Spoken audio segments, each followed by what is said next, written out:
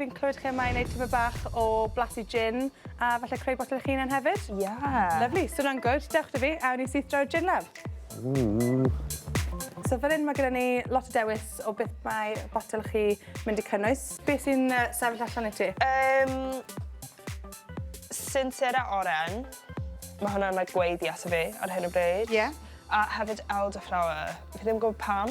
Sut ti'n blasu fe? Ti'n mynd i mynd syth am y gin neu ti'n mynd bach o tonic? Wel, fi jyst mynd i mynd syth am y... Ti angen gofio, man. Ti angen really Cael y blas? Ie, fi angen blas. Cymryd y blas, man. 5 o gloch rhywle? Ie.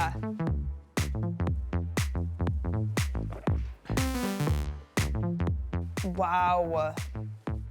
Be ydyn blasu fel? Gin.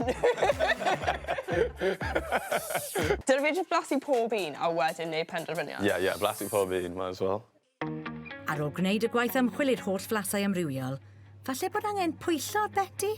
Mae esophagus fi, mae fe'n llosgu tyfu bach. OK, definitely pîn-afal. Ie. Lemon verbena. Ie, so hwnna'n good. A cubeb. Cubeb. Cubeb. Pwyso'r cynhwysion a mewn ar ddiod i'r distyllydd.